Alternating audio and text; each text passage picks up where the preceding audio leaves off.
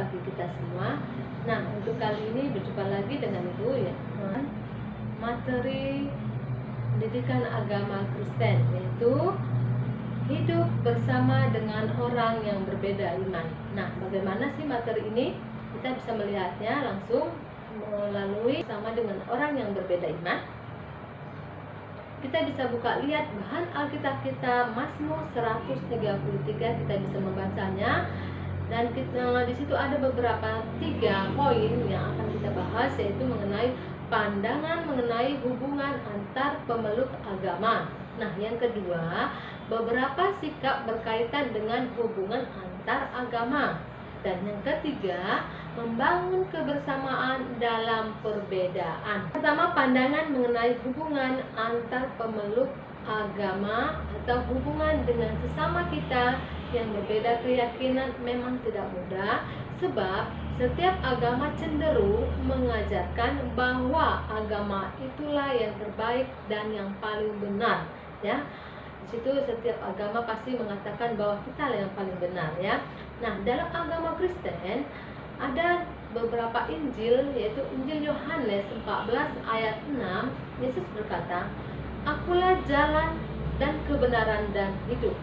Tidak ada seorang pun yang datang kepada Bapa kalau tidak melalui aku." Nah, yang kedua, dalam Kisah Para Rasul 4 ayat 12, Petrus mengatakan, "Dan keselamatan tidak ada di dalam siapapun juga selain di dalam Dia, sebab di bawah kolong langit ini tidak ada nama lain yang diberikan kepada manusia yang olehnya kita dapat diselamatkan." Nah, pedoman kita yaitu 2 nas ini bisa kita pegang untuk bisa kita melakukan setiap perintah. Yang kedua, beberapa sikap berkaitan dengan hubungan antara agama. Ada sejumlah sikap yang umumnya diambil orang ketika dia berhadapan dengan perbedaan atau berbeda keyakinan, yaitu yang pertama, semua agama sama saja. Dalam sikap ini melihat semua agama itu relatif, ya. Kemudian yang kedua, hanya agama saya yang paling baik dan benar. Nah, dalam sikap ini seperti ini hanya ada melahirkan fanatisme belaka, dan fanatisme tidak akan menolong kita dalam bersosial atau berhubungan kepada antar umat yang lain. Nah, yang ketiga, toleransi. Nah, di dalam kata toleransi sendiri mengandung arti bertahan, siap menang sesuatu yang dianggap bersifat mengganggu atau menyakiti. Dengan demikian, agama lain masih dianggap sebagai gangguan atau ancaman, ya, dengan kata toleransi. Yang keempat, menghargai agama lain. Nah, di dalam sikap ini timbul pada diri orang yang dewasa iman yang dapat menemukan kebaikan di dalam agama lain dan menghargai tanpa merasa terancam oleh kehadiran orang lain. Ini sikap menghargai agama orang lain. Nah, kita masuk pembahasan yang ketiga, yaitu bagaimana membangun kebersamaan dalam perbedaan.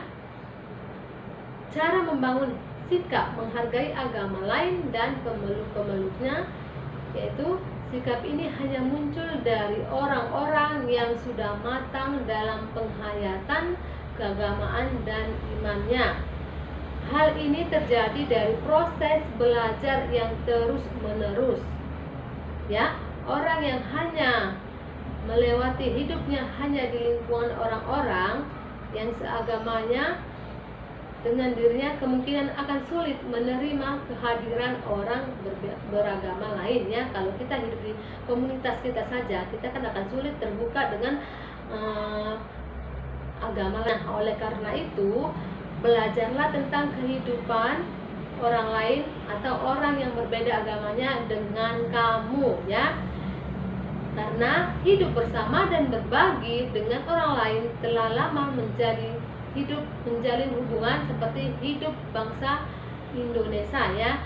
Di berbagai tempat orang-orang melakukan saling berkunjungan, saling menyapa. Intinya, keberagaman agama merupakan kenyataan yang tidak dapat ditolak, ya.